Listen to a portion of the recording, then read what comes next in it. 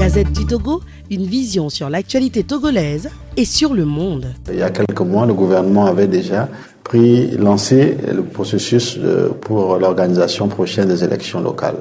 Nous avions beaucoup traîné pour des questions matérielles, des questions logistiques, mais je crois qu'aujourd'hui, on peut déjà dire que ce processus est derrière nous, parce que nous allons incontestablement vers des élections locales très bientôt. Et je vous rassure qu'il y aura des élections locales d'ici la fin de cette année. Ça, c'est une bonne nouvelle pour les Togolais.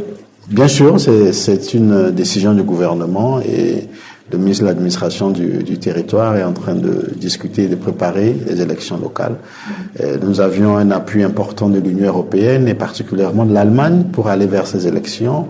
Le président de la République s'est engagé, le gouvernement aussi, et nous sommes dans une nouvelle année et nous espérons que les élections locales auront lieu d'ici la fin de cette année. Et donc là, parce que le Togo, contrairement à la RDC, est un petit pays où normalement le processus de l'enrôlement des électeurs devrait se passer plutôt vite.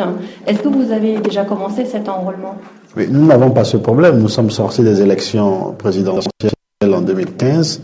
Et pas contesté? Non, du tout pas contesté, parce que c'est sur ce fichier que nous étions partis aux élections en 2015.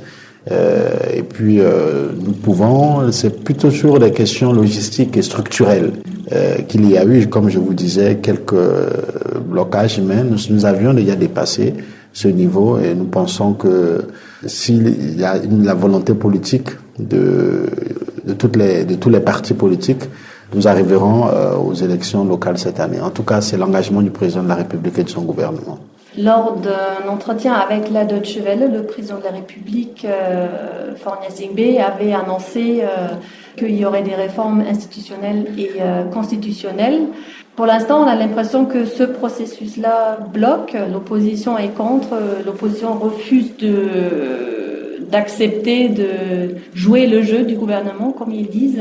Nous avions à Lomé un haut commissariat qui est chargé de piloter à la fois les réformes institutionnelles et constitutionnelles et la question de la réconciliation. Donc, Madame Awadana, qui est chargée de cette question, elle est en discussion avec les partis politiques. Il y a une commission qui est mise en place.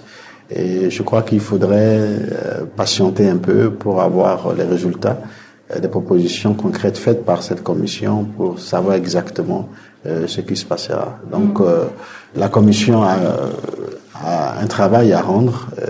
L'idéal, ce que nous souhaitons, c'est d'attendre les conclusions. Il y a les discussions, les réticences des partis politiques, c'est normal. C'est toujours ce qu'on voit, pas seulement. Le Togo n'a pas le monopole de ces discussions, c'est humain, c'est dans tous les pays qu'on le voit. Nous espérons seulement qu'il y aura une volonté réelle pour que tous les partis politiques puissent s'entendre sur les réformes demandées.